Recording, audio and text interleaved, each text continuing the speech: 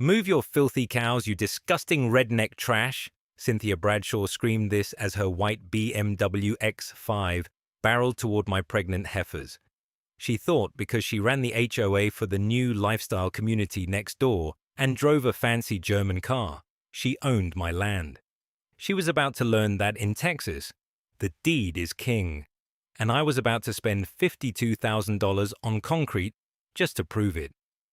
My family, the McCoys, had owned Willow Creek Ranch since 1940. 50 acres of prime Texas pasture, not 20 minutes outside of a town that was getting bigger, a lot faster than it had any right to. My great-granddaddy bought it for a song and a handshake. My granddad, he fought off oil speculators in the 70s. My own father spent a decade convincing the county not to run a 6-lane highway straight through our best grazing land. The land was in my blood, same as the iron and the grit. It wasn't just dirt and grass to me. It was a living, breathing history book, and every fence post was a chapter marker. I lived in the same clapboard house my granddad built, updated over the years, sure, but the bones were the same. The porch swing still creaked the same way it did when I was a boy, listening to him tell stories about the Dust Bowl.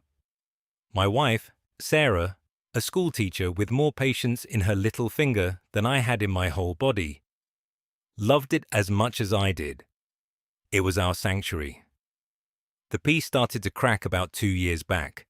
The 100-acre plot bordering my eastern fence line, a piece of land that had been fallow for as long as I could remember, was sold.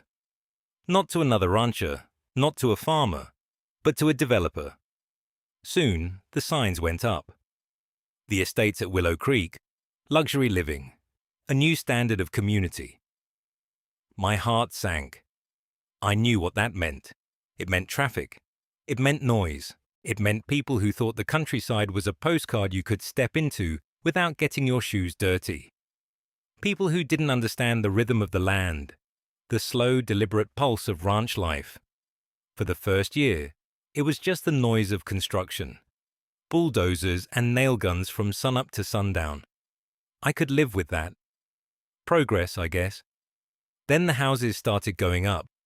Big, beige monstrosities, all crammed together, each one with a sliver of perfectly manicured lawn that looked like it would die if you so much as looked at it wrong. And with the houses came the people. And with the people came the homeowners association. And with the HOA came its queen bee, Cynthia Bradshaw. I first saw her about 6 months ago.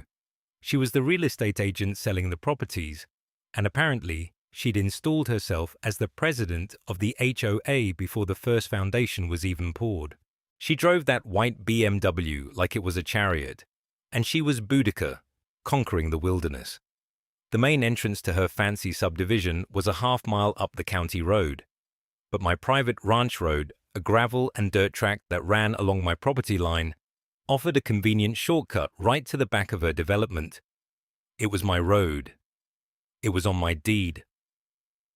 The original survey from 1940 showed it clear as day. A 50-foot wide service easement for the sole use of Willow Creek Ranch. It was how I moved cattle and brought in hay trucks. It was not, and had never been, a public thoroughfare. The first time I saw her on it, I was fixing a fence post near the gate. Her BMW came tearing down the road, kicking up a rooster tail of dust and gravel. She didn't even slow down as she passed me, just gave me a look like I was something she'd scraped off her shoe. I figured, she's new, she doesn't know. So I tipped my hat, polite as you please. The next day, same thing. And the day after. Each time a little faster. Each time with a little more of that entitled sneer. My first attempt at neighborly education was, in hindsight, doomed from the start. I waited for her by the gate one afternoon. I saw the cloud of dust long before I saw the car. She skidded to a stop, annoyed that I was standing in her way. She rolled down the window just a crack, the air conditioning blasting out into the Texas heat. "Ma'am," I started, keeping my voice even. "I'm Wyatt McCoy, this is my place." I gestured to the ranch around us. "And," she said. The word was clipped, impatient. She was a woman wearing a silk blouse in 95-degree heat, her hair perfectly coiffed. She looked at my sweat-stained shirt and worn jeans with open disgust. "And this is my private drive," I said, pointing down the road she'd just come up. "It's for ranch access only. The entrance to your community is up on the main road." She let out a little laugh, a sound like grinding glass. "Oh, bless your heart," she said, "and if you're not from the South, you might not know that's code for you're a complete idiot. This is a community easement. It's on all our marketing materials. Historic Willow Creek Trail access. It adds value." I felt a cold knot tighten in my gut. "Ma'am, with all due respect, you can call it the Yellow Brick Road for all I care. This paper," I tapped my temple, "the one in the county clerk's office with my great-granddaddy's signature on it, says this road belongs to me. It's not an easement for your community. It's an easement for my ranch. There's a big difference." Her fake polite smile vanished. "I am the president of the HOA, and I'm telling you, we have access. My lawyer has reviewed the plats. Now, if you'll excuse me, I have clients to meet." She didn't wait for an answer, just rolled up her window and gunned the engine, swerving around me and speeding off toward the new houses. I stood there, covered in a fresh coat of dust, and watched her go. That's when I knew this wasn't going to be a simple misunderstanding. This was going to be a fight. The next week I installed a new gate. Nothing fancy, just a heavy-duty steel pipe gate with a thick, galvanized chain and a brand new padlock. I put up a fresh sign too. Big red letters on a white background. "Private property. No trespassing. Willow Creek Ranch." You couldn't miss it unless you were actively trying to. I figured that would be the end of it. A locked gate is a pretty universal symbol for keep out. It lasted less than 24 hours. I came out the next morning to move a herd of heifers to the north pasture, and the chain was on the ground cut clean through with a pair of bolt cutters. The gate was wide open, and there, in the dust, were the distinct tire tracks of a BMW X5. I felt a hot flash of anger. This wasn't just trespassing anymore. This was willful destruction of property. This was a declaration of war. I went to the hardware store and bought the thickest, most case-hardened security chain they sold, the kind they used to lock up construction equipment. The links were as thick as my thumb. I put 2 new padlocks on it, just for good measure. I also mounted a small, discreet trail camera to a nearby oak tree, aimed directly at the gate. If she was going to play this game, I was going to have a record of it. That evening, Sarah watched me from the porch as I finished up. She had that worried look in her eyes. "Wyatt, are you sure this is a good idea? This woman, she seems unhinged." "She cut my lock, Sarah," I said, pulling the last chain link tight. "You don't just do that. That's a line." She crossed it. "Now she's going to find out what happens when you poke a bear." "Just be careful," she said. "People like that, they don't fight fair." She was right, of course. The next morning, the new expensive chain was cut too, lying in the dirt like a dead snake. The trail cam, however, had done its job. I pulled the SD card and there she was, clear as day on the video file. Cynthia Bradshaw, getting out of her BMW at 2 in the morning, wielding a pair of enormous bolt cutters.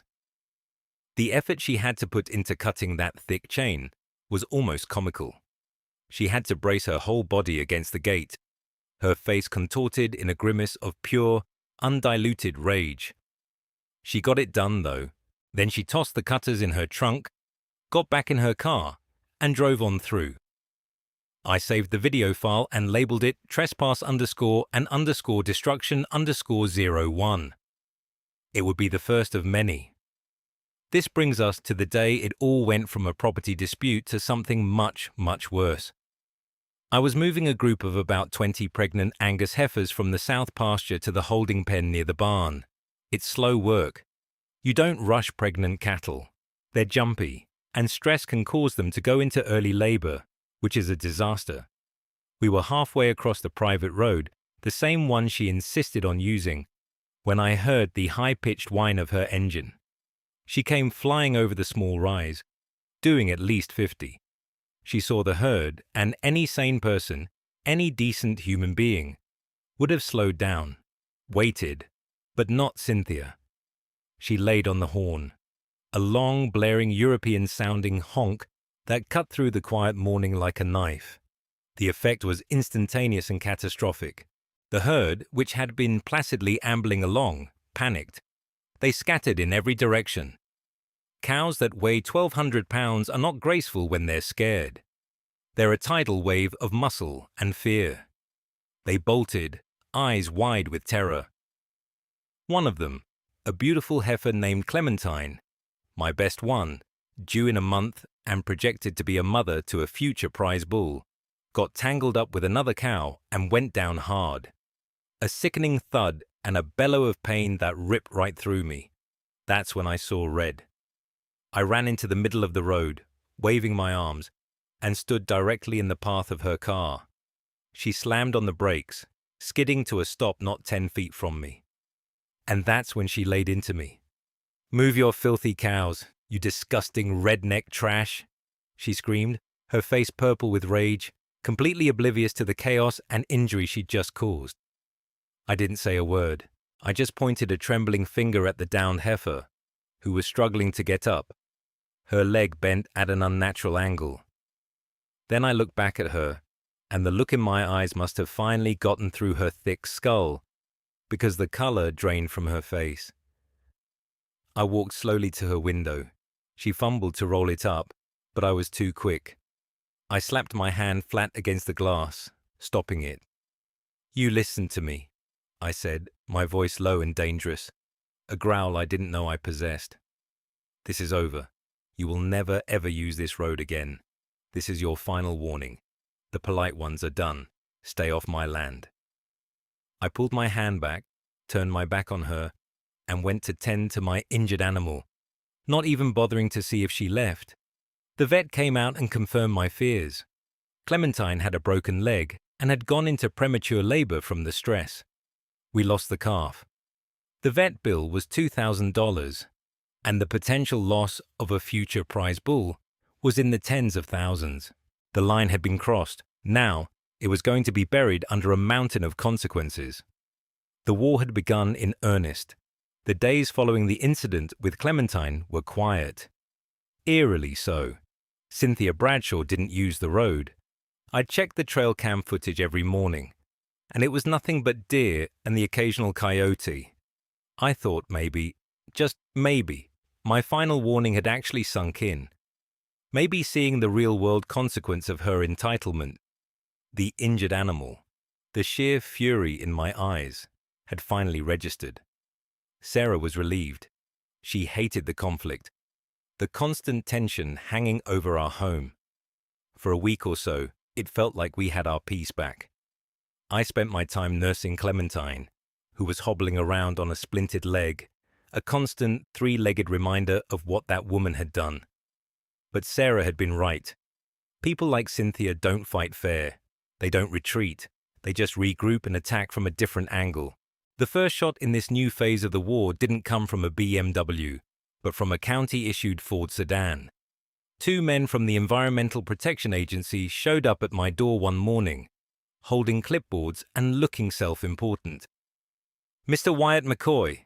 the lead one asked, avoiding eye contact. "That's me," I said, wiping grease from my hands with a rag. I'd been working on the tractor. "We've received an anonymous complaint," he said, flipping a page on his clipboard, "regarding illegal dumping of hazardous materials and improper disposal of agricultural waste on this property." I almost laughed. I looked over at my manure pile, the same one my family had been using and rotating for 80 years. It was compost, the lifeblood of any good farm. "Hazardous materials? You mean cow crap?" The agent flushed. "The complaint was very specific, sir. It mentioned chemical runoff into the local watershed, specifically Willow Creek." I knew immediately who was behind it. The complaint wouldn't happen to be from a concerned citizen over at the new subdivision, would it? He couldn't confirm, of course, but his silence was an answer. I spent the next 3 hours walking these two city boys in their crisp shirts and shiny shoes, all over my 50 acres. I showed them my manure management plan, which was filed and approved by the state. I showed them the grass buffer zones I maintained around the creek, which were wider than the regulations required. I showed them my fuel storage tanks, which were double-walled and on a concrete slab, also exceeding state requirements. I was polite, I was professional, and I was thorough. By the time we were done, they were sweating, their shoes were caked in mud and who knows what, and they were deeply apologetic. "Mr. McCoy, I'm sorry to have wasted your time," the lead agent said, shaking my hand. "Everything here is perfectly in order. In fact, it's a model of compliance. We'll be filing this complaint as unfounded." "I appreciate that," I said. "And when you get another one next week, you'll know where it came from." They left, and I watched them go, the anger simmering. This was her new game, harassment by bureaucracy. 2 days later, it was animal control. A young woman, looking nervous, showed up to investigate a report of livestock neglect and abuse. The report, she said, claimed my cattle were emaciated and forced to live outside in the elements without adequate shelter. I gestured broadly at my herd of fat, happy Angus, grazing peacefully in a field of lush grass under a wide-open Texas sky. "Mom," I said, trying to keep the sarcasm out of my voice, "they're cows. They're supposed to be outside. You see that one over there?" I pointed to a particularly glossy, well-fed specimen. "That's a $15,000 prize bull. You think I'd let him get emaciated?" She had the grace to look embarrassed. The complainant mentioned a specific animal with a broken leg that was not receiving veterinary care. "You mean Clementine?" I whistled, and the three-legged heifer hobbled over, looking for a treat. I showed the officer the splint, the clean dressing, and the vet's report I had tacked to the barn wall. "She gets checked twice a day, and the vet was just here yesterday. Her name is Dr. Evans. Feel free to call him." Like the EPA guys, she ended up apologizing profusely. "We have to follow up on every call, sir." "I understand," I said. "And I know who's making the calls." I added the official reports from both the EPA and animal control visits to my growing file. Evidence. The final straw in the paper war came a week later, delivered by a pimply kid in a beat-up sedan, a process server. He handed me an official-looking envelope. Inside was a lawsuit. Cynthia Bradshaw and the estates at Willow Creek HOA were suing me.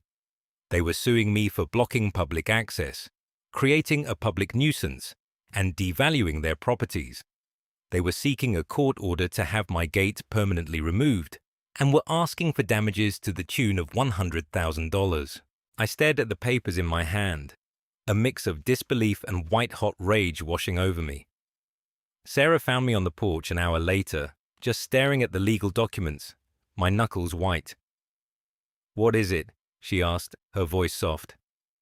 "She's suing us," I said, the words feeling like poison in my mouth, "for blocking my road." Sarah read the papers, her face growing pale. "Wyatt, this is insane. She can't win this, can she?" "No, she can't," I said, standing up. The time for passive evidence gathering was over. It was time to go on the offensive.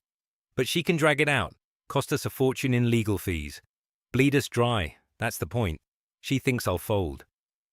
I looked out over my land, the land my family had bled for. "She's wrong." The next day, I didn't call a lawyer. Not yet. First, I went to the county clerk's office. I was going to fight this not with a high-priced attorney, but with cold, hard facts etched on paper a century old. I spent 2 full days in that musty, fluorescent-lit basement, surrounded by massive, leather-bound plat books. The clerk, a woman named Mary Beth, who had known my father, helped me navigate the archives. I pulled the original 1940 deed for Willow Creek Ranch. There it was, in beautiful, flowing cursive, and including a 50-50-foot-wide easement for ingress egress, and agricultural purposes, are pertinent to and for the exclusive benefit of the grantee's property. Exclusive benefit. Those were the magic words. Then I pulled the deeds and plats for the new subdivision. I traced their lineage back. The developer had bought the land from a holding company, which had bought it from the Miller family, who had owned it since the 50s. I cross-referenced everything. Not a single document, not one survey, not a single deed in the entire history of that neighboring property contained any mention of a right to use my road. It wasn't a shared easement. It wasn't a community trail. It was mine, lock, stock, and barrel. Cynthia Bradshaw's entire legal claim was built on a foundation of pure, unadulterated lies. She either knew it and was a fraud, or she was an incompetent fool who had never done her due diligence. I was betting on the former. But then I found something even better. While sifting through the recent filings for the new development, I stumbled upon the HOA's charter and the marketing materials filed with the county. And there it was, in glossy print, the same lie she'd told me. All homeowners enjoy exclusive access to the charming and historic Willow Creek Trail. She wasn't just telling me this lie, she was selling it. She was committing real estate fraud, using my property as a selling point to inflate the value of her cheap, cookie-cutter houses. The final piece of the puzzle came from an unexpected source, Eddie the mailman. Eddie had been delivering mail on this route since before I took over the ranch. He was a notorious gossip, but his information was usually solid gold. He pulled up to my mailbox one afternoon while I was out checking the fence line. "Afternoon, Wyatt," he said, handing me my mail. "Heard you're having some trouble with the queen bee over at the palace." "You could say that, Eddie," I said. He leaned out his window, lowering his voice. "You know, it's funny. I'm delivering foreclosure notices to her personal address. Looks like her divorce from that rich fella in Dallas didn't go so well for her. And I hear from a buddy over at the bank that she's leveraged up to her eyeballs on the loans for that development. If these first few houses don't sell for top dollar, she's going to be underwater." He then handed me a flyer he was supposed to be delivering to every house in a 5-mile radius. It was for the grand opening of the estates at Willow Creek, and right there, on the front, was a picture of a happy couple walking down my gravel road, with the words, "Your private country lane awaits," printed underneath. That was it. That was the moment everything crystallized. Eddie leaned over the fence. "She's promising them access," he whispered. "She's selling your road as an amenity." That's when I knew I had her. It wasn't just about entitlement anymore. This was a calculated, desperate scam. She was drowning in debt, and she was using my land, my family's legacy, as a life raft. And I was about to cut it loose. Her final, desperate move was a smear campaign. She called the local TV news station, the kind that loves a good David versus Goliath story, only she painted me as Goliath. The reporter, a young kid eager to make a name for himself, ambushed me at my gate. He peppered me with questions, twisting my words. "Mr. McCoy, why are you blocking a road that has been used by this community for years?" he asked, shoving a microphone in my face. "It hasn't been used for years," I said, trying to stay calm. "This development is new, and this road is my private property." "But residents say it's their only direct access to the nature trail," he pressed. "It's not a nature trail. It's my driveway," I snapped, my frustration getting the better of me. Of course, that's the clip they used. The story aired that night. Angry local rancher blocks community access, traps families. They showed my angry, frustrated face, followed by a tearful interview with Cynthia Bradshaw. "I just want what's best for our families," she said, dabbing at a dry eye. "We just want to enjoy the beautiful nature we were promised, and this man, this bully, is holding us hostage." My phone started ringing off the hook. People I'd known my whole life, calling to ask why I was being so unreasonable. Strangers leaving angry voicemails. My quiet life had been turned into a public spectacle, That night, I sat on the porch with my stack of evidence. The cut chains, the trail cam videos, the false reports from the EPA and Animal Control, the lawsuit, the original deeds from 1940, and the fraudulent marketing flyer from Eddie. The smear campaign was the last straw. She had tried to ruin my reputation, endanger my animals, and steal my land. She had left me no other option. It was time for the nuclear option. This was the point of no return. I knew what I had to do, and I knew it was going to be expensive, loud, and final. It was time to stop just gathering evidence and start building my case, in concrete. If you've ever had to deal with a neighbor so entitled, they think the law is just a minor inconvenience, then you know the feeling. It's a slow burn that builds into a raging fire. If you get it, smash that like button, because you're going to love what happened next. Now back to the story. I went inside and found Sarah in the kitchen. She looked at the grim set of my jaw and knew. "You're planning something," she said. It wasn't a question. "Something big."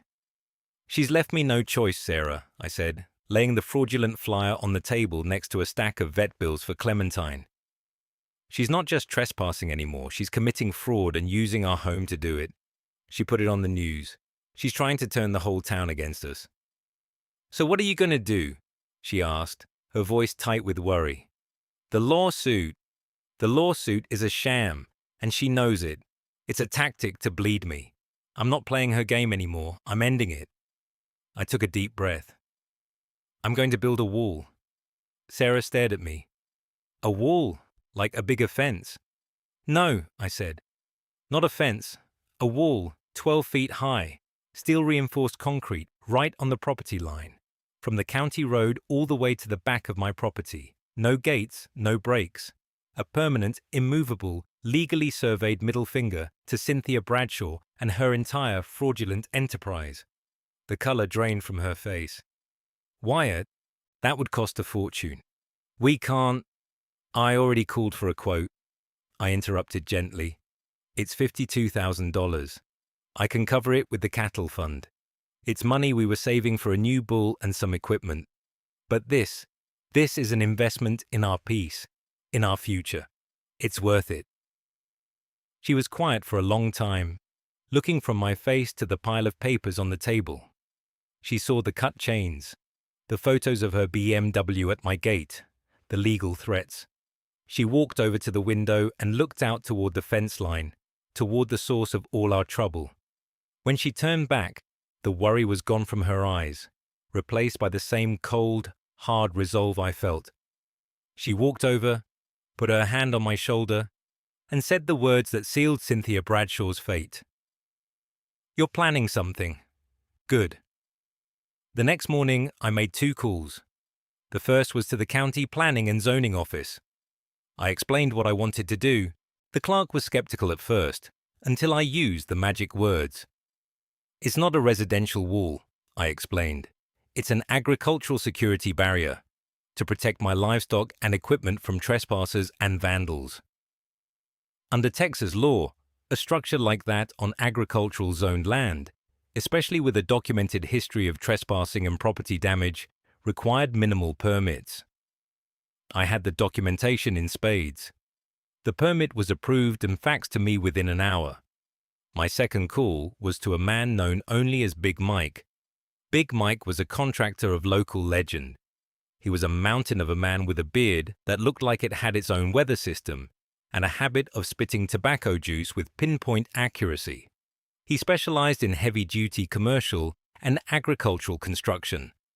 More importantly, he had a deep and abiding hatred for entitled city folk who moved to the country and tried to change it. He rumbled up to the ranch in a Ford F-35. Oh, that looked like it ate Priuses for breakfast. I walked him along the fence line, explaining the situation. I showed him the survey markers, the deed, and the permit. He listened, nodding, his eyes scanning the property line. He looked over at the beige monstrosities of the estates at Willow Creek. He spat a stream of brown juice that landed inches from a survey stake. "Her," he grunted, pointing his chin toward the development. The one in the white Kraut wagon. Heard about her. Thinks her last name's a title. That's the one, I said. You want a wall, he said. How big a wall? I want it 12 feet high, I said. I want steel rebar every 12 inches. I want 5,000 PSI concrete. I want footers so deep you could bury a car in them. I want it so that when she looks out her window, all she sees is a monument to her own stupidity. I want it so that, and I quote, even a tank ain't getting through this. A slow grin spread across Big Mike's face, cracking his weathered exterior. I like your style, McCoy. 52 grand cash or cashier's check. My guys can start Monday. There's one condition, I said. I looked up her grand opening for the next phase of houses. It's this coming weekend. I want your trucks rolling at dawn on Saturday. I want this wall built while her potential buyers are there, trying to listen to her lies. Big Mike's grin got wider. Son, for you, we'll start at 5 a.m. That Saturday morning the air was still and cool. The sun was just a pink rumor on the horizon. And then came the noise. Not the gentle lowing of cattle, but the deep guttural roar of diesel engines and the hydraulic hiss of heavy machinery. A convoy of construction vehicles, led by Big Mike's F-350, rolled down the county road and onto my property, an excavator, a bulldozer, and the first of a dozen concrete mixers. It was a beautiful, terrible symphony of impending revenge. The concrete trucks arrived at dawn. By 7 a.m., a trench 8 feet deep ran the entire length of my eastern property line. By noon, the foundation was poured, a massive grid of rebar already sinking into the wet cement. By the time the first of Cynthia's prospective buyers pulled up to her gaudy, grand opening sign, my property line looked like the beginnings of a demilitarized zone. I saw her come storming out of one of the model homes, her face a mask of confusion and rage. She marched right up to the property line, where my new, even heavier-duty temporary gate was now being guarded by one of Big Mike's foremen, a guy named Shorty, who was built like a fire hydrant. "What is the meaning of this?" she shrieked, pointing at the construction. "You can't do this. I have an open house." Shorty just looked at her, chewing on a toothpick.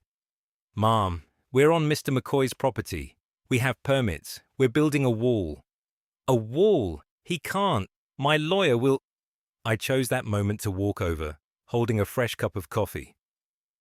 "Morning, Cynthia," I said cheerfully.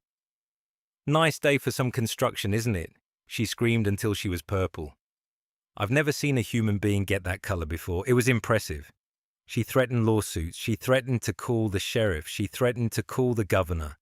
I just sipped my coffee. "Go ahead," I said. "Call 'em all. I've got a permit right here in my pocket, and a deed that says this land is mine. You might want to get back to your party. Your guests look a little confused." She did call the sheriff. A deputy I knew, Ray, showed up about an hour later. He walked over, looked at my permit, looked at the survey stakes that were now clearly visible on my side of the massive trench, and looked at the furious woman standing on the other side. "Wyatt," he said, trying not to smile, "looks like you're building a wall." "Agricultural security barrier, Ray," I corrected him. "Right," he said, tipping his hat. He walked over to Cynthia. I couldn't hear what he said, but it involved a lot of her pointing and screaming and him just shaking his head. Eventually, he got in his car and drove away.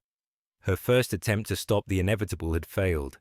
All weekend, as she tried to sell her fraudulent dream of exclusive trail access, the soundtrack was the relentless grind of my revenge being built. Concrete mixers churning, workers yelling, hammers ringing against steel forms. The buyers would look from the glossy brochure in their hands to the monstrous growing wall of grey concrete, and the confusion on their faces was a joy to behold. I saw more than one of them get in their car and leave without even taking the tour. By Friday, it was done.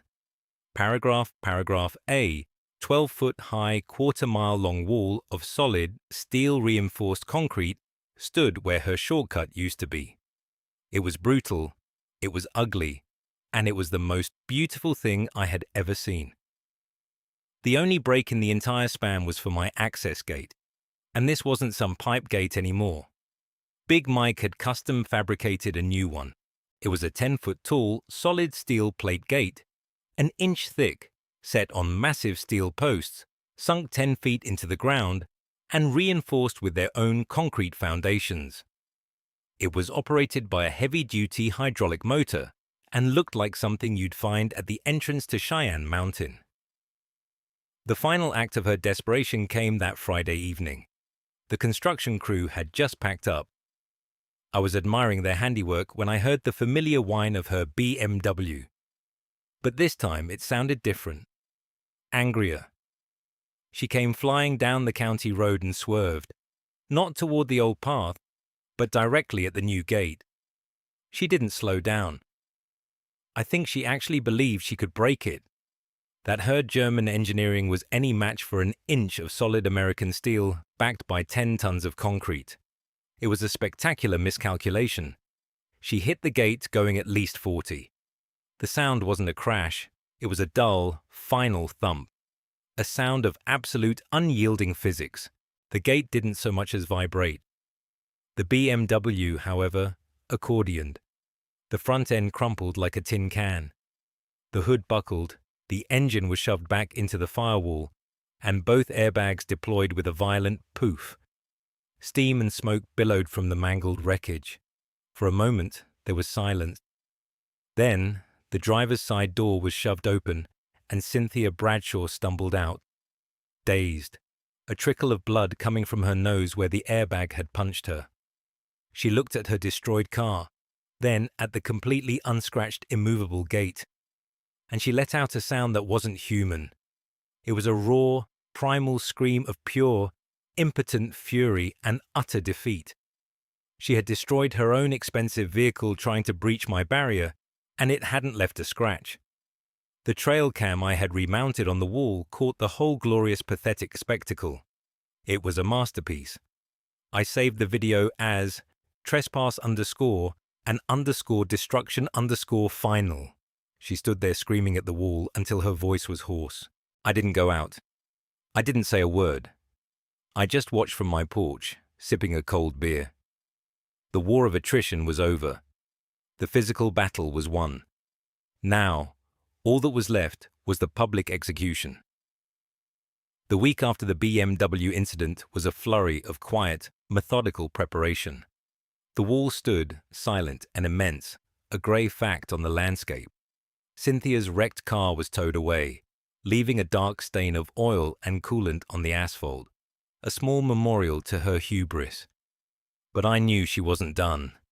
Her lawsuit was still active, a ticking time bomb of legal fees. Her pride was in tatters, and a cornered animal is a dangerous one. It was time to spring the trap. My first step was to gather the fruits of my long-suffering patience. I compiled everything into a neat, undeniable package. The time-stamped videos of her cutting my locks, the high-definition footage of her ramming the gate with her car, the official unfounded reports from the EPA and Animal Control proving her campaign of harassment, copies of my deeds and the original 1940 survey, and the cherry on top, the glossy marketing flyers and a printout from her own website, explicitly promising exclusive access to my private road. My second step was to find her victims. It wasn't hard. The Estates at Willow Creek had a public Facebook group. I joined under a fake name. It was full of anxious new homeowners asking questions. Has anyone figured out the issue with the trail access? The real estate agent, Cindy, isn't returning my calls about the back gate. We were told we could walk our dogs on that path, but now there's a giant wall. They were confused and angry. They had been sold a lie. I didn't engage them online. That would be messy. Instead, I did some digging through public property records and got the names of the 5 families who had already closed on their houses. I put together a packet for each of them. It contained a polite, carefully worded letter explaining my position, a copy of my 1940 deed highlighting the exclusive benefit clause, and a copy of their own marketing flyer with the fraudulent promise circled in red. At the bottom of the letter, I invited them to the upcoming town hall meeting, mentioning that the issue of community development and property rights was on the agenda. I wanted them in the room when the hammer fell. My final and most important step was a visit to the district attorney's office. I didn't go to some junior prosecutor. I got a meeting with the DA himself, a man named Frank Garrison, who had a reputation for being tough on fraud. I walked into his office with my thick binder of evidence. "Mr. Garrison," I said, setting the binder on his desk, "I'm here because I believe a serious crime is being committed in your county, and I have the proof." For the next hour, I laid it all out. The systematic trespassing, the property destruction, the harassment, and finally, the clear-cut case of real estate fraud. I played him the video of her cutting the locks. I played him the video of her using her BMW as a battering ram. He watched it all, his expression growing grimmer by the second. When I showed him the marketing materials promising access to my land, he leaned back in his chair and slowly shook his head. "She's selling property she doesn't own as a perk for property she does," he said, more to himself than to me. "That's wire fraud, mail fraud, and deceptive trade practices, all rolled into one." He looked at me. "Mr. McCoy, you have been remarkably patient and thorough. This is one of the most well-documented civilian cases I've ever seen." He picked up his phone. "I think a couple of my investigators would be very interested in attending that town hall meeting with you." The night of the town hall meeting arrived. The small community center was packed. Word had gotten out that there was going to be a showdown over the new development. My wife Sarah was there, sitting in the front row, her face calm, but her hands clenched tightly in her lap. Big Mike and a few of his guys were there, scattered around the back, a silent, imposing show of support.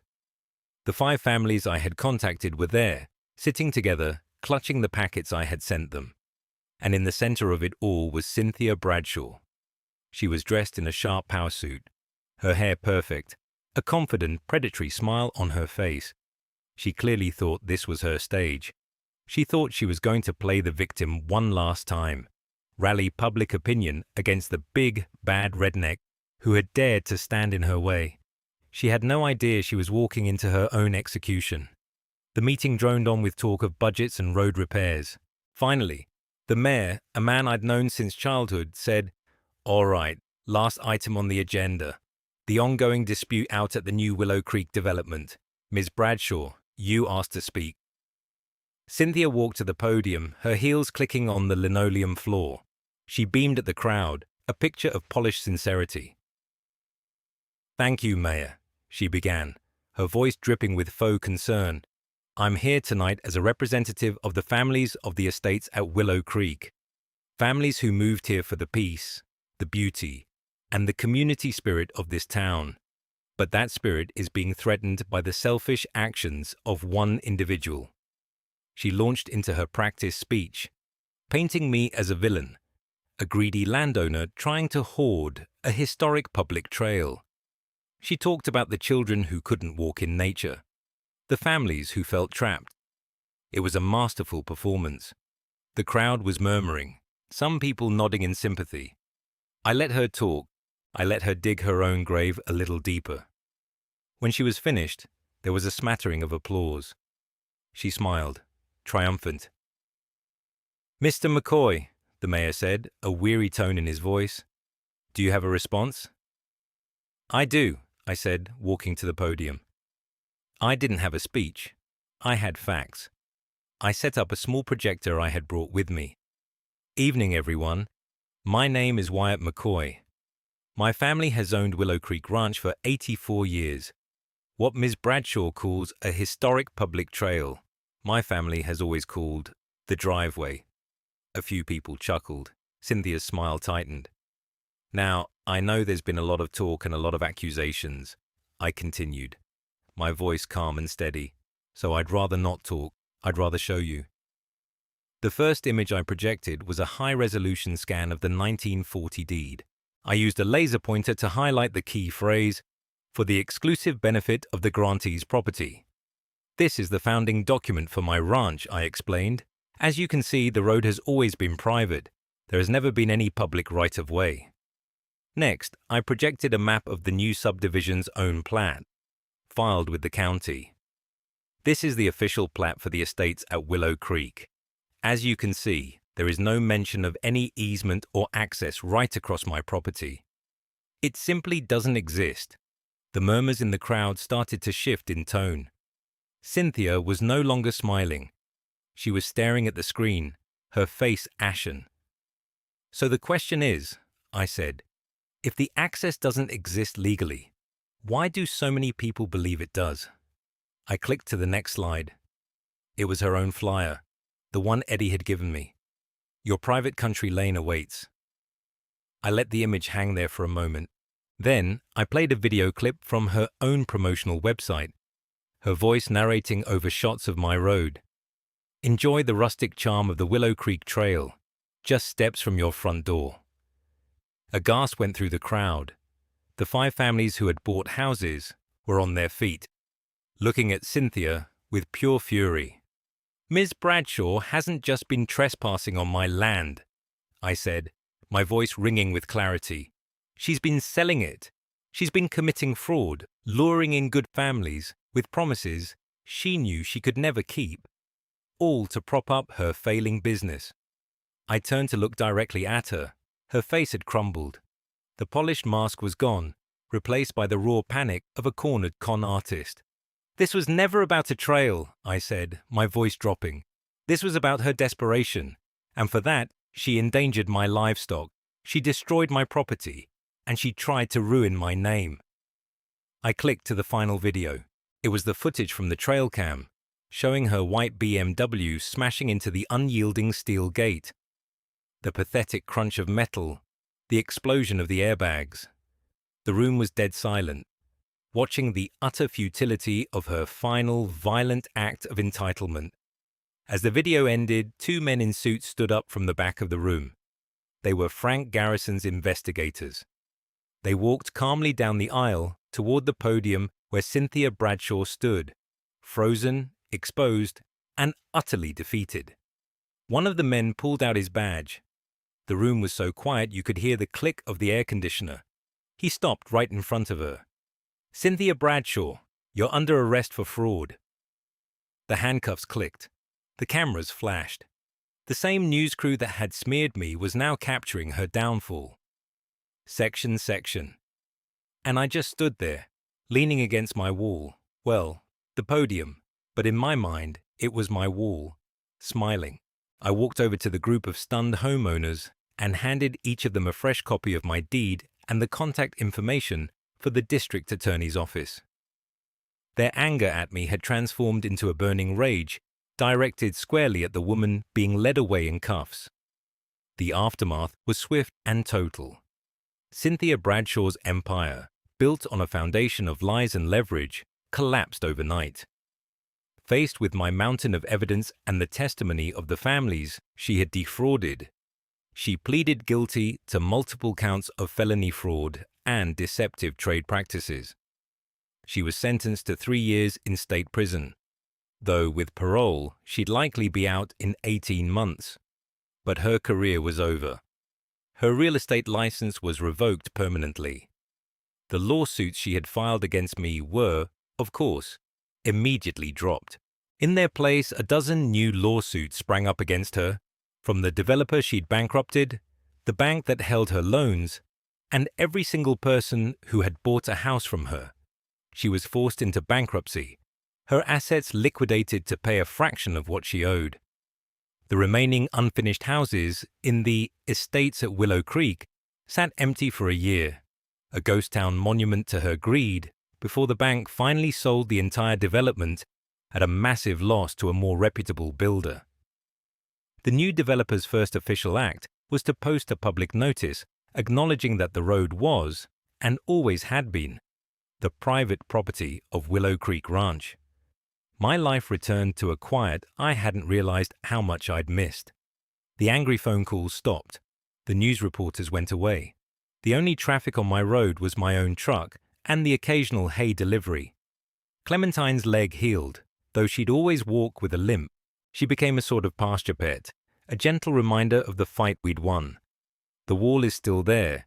It's weathered now, the grey concrete streaked with rain. Vines have started to creep up its sides. Some of the new neighbors, the ones who came in after the scandal, have planted rose bushes along its base on their side. They wave when they see me. They know the story. They respect the boundary. The wall isn't ugly to me anymore. It's a symbol of peace. It's a testament to the fact that in this world, you can't just take what isn't yours. It's a $52,000 fence that bought me $1 million worth of quiet. Sometimes, in the evening, Sarah and I will sit on the porch swing, the same one my granddad built. We'll look out over the pasture as the sun sets, casting a long shadow from the concrete wall. The only sounds are the crickets and the gentle lowing of the cattle. The peace is absolute.